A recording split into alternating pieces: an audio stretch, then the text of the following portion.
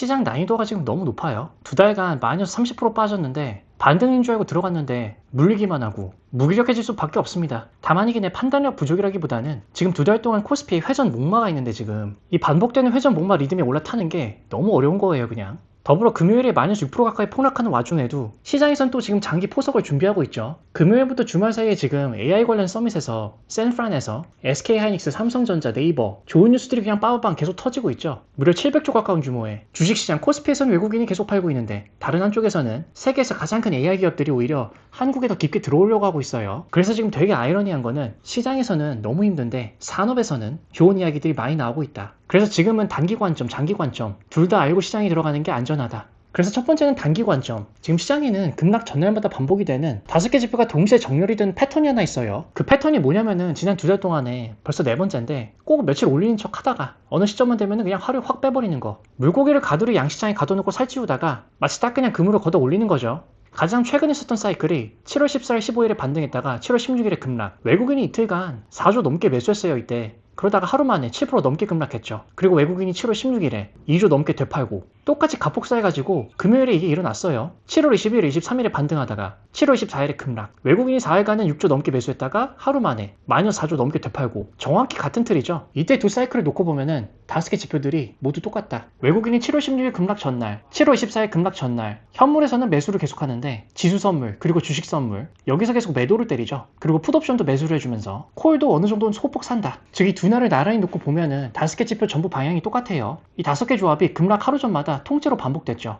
지표 하나가 우연히 겹쳐지는 건 흔한데 이렇게 5개가 전부 같은 조합이다. 두 번 반복되는 거는 통계적으로 우연이라 보기도 어렵죠. 그런데 앞으로도 이런 패턴이 또 나올 확률이 높다. 그리고 가장 재미있는 숫자 배합이 하나 있는데 풋옵션을 콜옵션으로 나눈 풋콜 비율을 보면은 이게 하락 방어 심리의 강도를 보여주죠. 7월 15일 풋콜 비율이 1.69배, 바로 다음날에 낙폭이 마이너스 7% 넘게도 갔고 7월 23일에는 풋콜 비율이 12.6배, 바로 그리고 금요일에 낙폭이 마이너스 6% 넘게도 빠졌죠. 물론 이게 풋콜 비율이 23일에 15일 대비 7배 넘게 뛰었다. 이게 무슨 뭐 정량적인 지표가 있다는 건 아니고 큰 손들의 하락 방어 심리가 실제로 훨씬 더 강해지고 있다. 이 정도의 의미를 줄 수가 있겠죠. 즉 현재는 코스피가 그 심도가 층무위가 굉장히 얇다. 그래서 외국인도 순수하게 오른다에 지금 베팅하는 게 아니죠. 현물은 사서 담고 동시에 선물로 그 위험을 상쇄하고 옵션으로 한 번 더 보험을 든다. 뻔한 방향성 매매가 아니라 솔직히 기관 헤지펀드가 실제로 쓰는 정교한 데이터 중립 리스크 관리 포지션이죠. 이게 실제로 헤지펀드들이 많이 쓰는 전략인데 이게 모멘텀 페이드 아니면 순수 우리나라 말로 평균 회계 전술이에요. 짧게 반등을 태우고 저항선이 가까워지면은 파생 시장에서 미리 위험을 관리하다가 현물을 정리한다.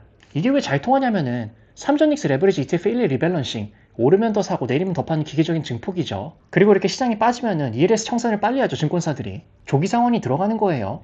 이 세 가지 구조가 있는 시장에서는 결국 짧게 태우고 빠지는 전술이 성행한다. 유난히 잘 먹히죠. 헤지펀드들이 구사할 때. 즉 회전 목마 전략이다 이거는. 그리고 이 회전 목마에 탑승하지 못하는 개인분들만 피보는 거죠 지금. 즉 변동성 자체를 먹잇감으로 삼는 거예요 지금. 계속 기계적으로 반복을 하고 있다 이거를. 결국 이 회전 목마 위에서 이걸 자꾸 우리가 올라타려다 보니까 개인분들이 어느 타이밍에 타고 내렸냐 보면은 7월 16일 급락일 때 개인분들의 순매수가 5조 원이 넘었죠. 7월 20일 반등 3일차에는 약 마이너스 2조 가까이 파셨고 7월 23일 반등 4일차에는 이때도 마이너스 2.5조 매도하셨어요. 그러다가 7월 24일 급락일 금요일에는 플러스 6조 순매수했죠. 급락이 터진 바로 그날 대거 매수하신 거예요. 싸졌다. 그런데 패턴은 계속 정작 반등이 무르익던 3, 4일차에는 오히려 팔고 있죠. 즉 놀이공원 회전 목마로 생각해보면은 회전 목마가 위로 올라갈 확률이 높겠죠. 그런데 이땐 또 아무도 안 타요. 그러다가 꼭대기 근처 반등 3, 4일차에는 다들 우르르 올라타죠. 그런데 회전 목마는 이럴 때 꼭 꼭대기에서 반드시 다시 내려온다. 하강 구간에서 개미분들만 타고 상승 구간에서는 다들 우르르 내린다. 그리고 이거를 조금만 더 관점을 두 달로 넓혀보면은 6월 1일부터 오늘까지 외국인이 약 마이너스 70조 매도했죠. 개인분들은 66조 순매수. 거의 정확히 반대 방향으로 비슷한 규모로 계속 움직이고 있다.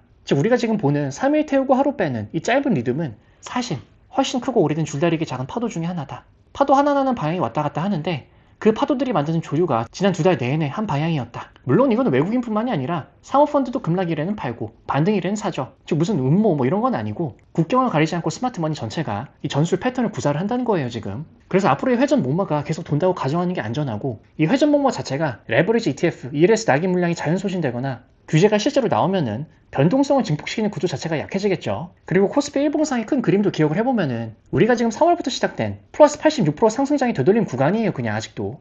이 되돌림이 어디서 멈추든 그 위에 서 있는 지형 자체는 여전히 우리가 여전히 3월보다 높은 플러스 32.7% 전체 그림으로 봤을 때에는 물론 우리가 많이들 위에서 들어왔지만은 여전히 상승 추세의 플러스 수익 구간에 있다. 3월부터 보자면은. 그래서 앞으로 고점 근처에 3, 4일차 반등을 추격하면 안 되고 반등 초입이 통계적으로 훨씬 유리하죠. 그리고 제일 중요한 건 현물보다 파생을 하루 먼저 보는 게 좋겠죠. 특히 풋콜 비율을 매일 체크하면은 오늘 확인했듯이 이 비율이 급등하면 다음날 낙폭이 커질 확률이 높아요. 물론 지수 선물, 주식 선물, 다른 지표들이랑 다 같이. 그리고 이렇게 난이도가 높은 시장에서는 핑퐁 왔다리 갔다리 투자하기보다는 금요일에서 주말 사이에도 좋은 뉴스들이 많이 나왔잖아요. 샌프란시스코 AI 서밋 등에서 한국 기업 관련된 발표만 3개였죠. SK하이닉스는 엔비디아랑 차세대 메모리 규격을 아예 같이 설계를 하는 그 자리에 들어갔고, 삼성전자는 파운드리 역사상 가장 확실한 대형 고객을 또 잡았고, 네이버는 정말 오랜만에 등장했죠. 엔비디아가 직접 지분을 사주는 국내 유일한 상장사가 됐고, 이 세 개가 하나하나가 각자 다른 이유로 진짜 큰 뉴스죠. SK하이닉스 같은 경우 이제 납품업체에서 설계 파트너가 된 건데, 이게 5천억 달러 이상 되는 규모의 딜이고, 여기서 진짜 중요한 단어가 공동 개발이죠. 지금까지 SK하이닉스가 엔비디아가 요구하는 스펙에 맞춰서 HBM을 납품했다면은 이번에는 차세대 규격 자체를 엔비디아랑 같이 설계를 한다. 셰프랑 같이 다음 시즌 메뉴 자체를 개발하는 게 완전히 다른 관계예요 이제 지금. 왜냐면 메뉴 개발에 참여한 제휴업체는 그 메뉴가 성공하는 한 쉽게 교체되지 않는다. 엔비디아의 다음 세대 AI칩 설계 자체에 SK하이닉스 메모리 구조가 녹아들면은 나중에 경쟁사인 삼성이나 마이크론 또는 아주 먼 훗날의 중국 업체분들 끼어드는 게 너무 어려워지죠. 이게 SK하이닉스가 이번 딜로 얻은 가장 값진 거예요. 스위칭 코스트, 교체 비용을 스스로 만들어냈죠. 그리고 삼성전자 브로드컴 파운드리들 같은 경우에는 요즘 계속해서 파운드리 쪽에서 좋은 뉴스가 나오죠. 이거는 5년간 200억 달러 이상 규모고, 물론 이게 솔직히 엄청 큰 금액은 아니에요. 하지만 브로드컴이 구글 TPU, 메타의 칩 같은 이 빅테크들의 맞춤형 AI칩을 직접 설계를 해주잖아요. 즉 브로드컴이 삼성 파운드리를 쓴다. 삼성이 구글, 메타, 빅테크 AI칩을 간접적으로 이제 만들게 될 길이 열렸다. 물론 뭐 메타랑은 계속 이야기는 하고 있었죠. 다만 이제 훨씬 더 직간접적으로 길이 열리고 있다. 그리고 이것보다 더 중요한 거는 삼성 파운드리가 몇 년째 적자고 작년 기준 글로벌 점유율이 7.2%로 TSMC가 1위죠. 62.7%. 크게 밀리고 있었는데 이번 딜에 2나노 이하 공정뿐만이 아니라 2.3D, 2.5D 첨단 패키징이 포함이 되다 보니까 이 첨단 패키징의 HBM을 로직칩 옆에 붙이는 기술이죠. TSMC조차 이게 가장 큰 병목이라고 이야기하는 바로 그 공정. 근데 삼성이 메모리, HBM이랑 파운드리, 로직 플러스 패키징 그 양쪽을 한 고객사 브로드컴한테 동시에 제공을 한다. 경쟁사들이 쉽게 못 따라오는 조합이죠 이거. 다만 냉정하게 봐야 되는 거는 이게 아직 5년 로드맵 합의지 이번 분기 당장 매출로 잡힌 건 아니에요. 실제 웨이퍼가 얼마나 언제부터 나가는지는 진짜 검증을 해봐야 된다. 더불어서 이 네이버, 엔비디아 브루필드들이 왜 재밌냐? 엔비디아가 직접 지분을 사준 회사가 그렇게 많진 않죠. 오픈 AI 같은 초대형 파트너 몇 곳 정도만 받는 대우인데 엔비디아가 10억 달러를 직접 넣는다? 이 파트너십을 진짜로 간다는 확신이 없으면 안 하겠죠. 세종 데이터 센터를 55메가와트에서 2028년까지 200메가와트, 최종적으로는 1기가와트까지. 1기가와트면 빅테크급이죠. 메타가 요즘 엄청나게 데이터 센터를 짓고 있잖아요. 그 정도 급이에요 지금. 즉 정말 오랜만에 네이버가 지금 한국의 소버린 AI 인프라 대표 주장가? 이런 포지션을 조금씩 얻어가는 거죠. 다만 네이버 딜은 앞에 삼전 닉스랑은 성격이 완전히 다른 게 아직 매출이 한 푼도 안 나온 사업의 착공 발표 정도입니다. 즉 지금 이 순간 네이버 손익계산서 이 딜이 나오는 매출은 0원이고 앞으로 최소 1, 2년 동안은 계속 빵원이에요. 즉 지금 당장은 이게 수익이 아니라 비용 관점에서 봐야겠죠.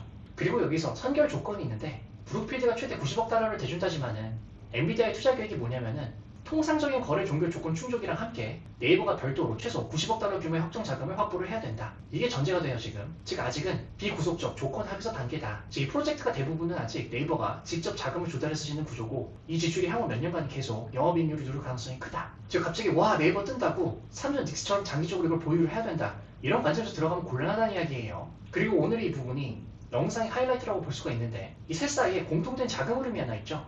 재미있는 패턴이 있는 게 엔비디아가 네이버에 직접 지분 투자를 한다. 네이버는 그 돈으로 엔비디아 칩이 들어간 데이터 센터를 짓는다. 삼전 닉스도 엔트로픽에 5월에 마이크론과 공동 투자를 했죠. 엔트로픽은 그 돈으로 다시 메모리를 주문하고 공급자가 동시에 투자자가 되는 구조. 이 자체가 나쁘다는 건 아니에요. 이 정도 스케일의 인프라를 급하게 깔아야 되면은 산업적인 국면에서는 오히려 굉장히 합리적인 전략이죠. 다만 이 구조를 볼 때 그 본질을 알면은 주가가 이렇게 조정을 받아도 코스피에서 외국인 기관들이 회전목마 전략을 써도 우리 마음이 흔들리진 않는다.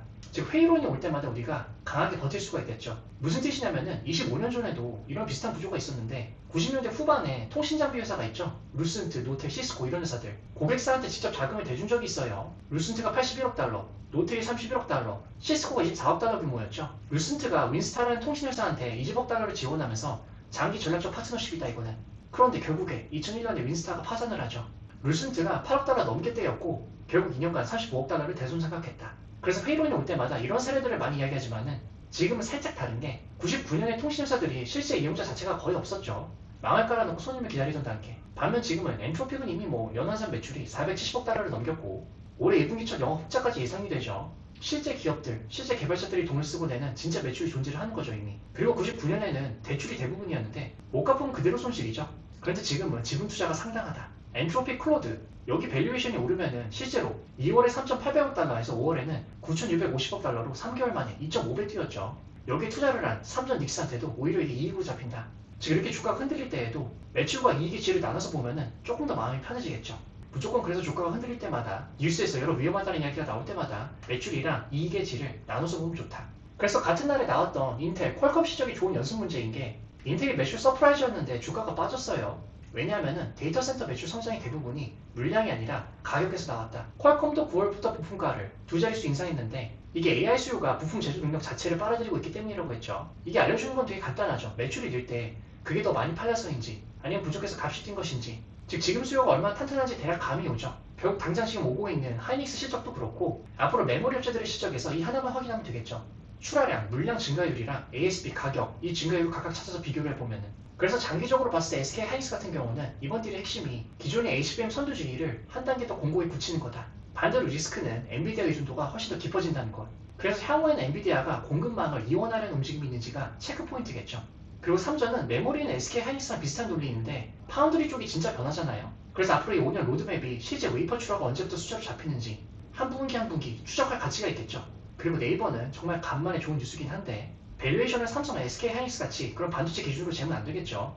클라우드, 데이터 센터 운영 사업의 성장 곡선, 추후 구독자 수라든가 클라우드 매출 성장률 이런 거로 봐야 정확하겠죠. 그래서 정리하자면 셋 다 AI 수혜주로 뭉치면 안 되고 SK 하이닉스는 지위 강화, 삼성전자는 턴어라운드 신호, 그리고 네이버는 희소성의 프리미엄, 반도체가 아니라 클라우드 잣대로 평가를 해야 되죠. 각각 다른 렌즈로 볼 필요가 있다. 즉 그래서 앞으로 단기적으로는 코스피 내에서의 회전 목마를 조심하고 장기적으로는 이런 AI 산업 사이클의 청신호들을 확인하면서 차라리 내가 묵직하게 장기 투자를 견지하면서 핑퐁 회전 목마에 당하지 말자.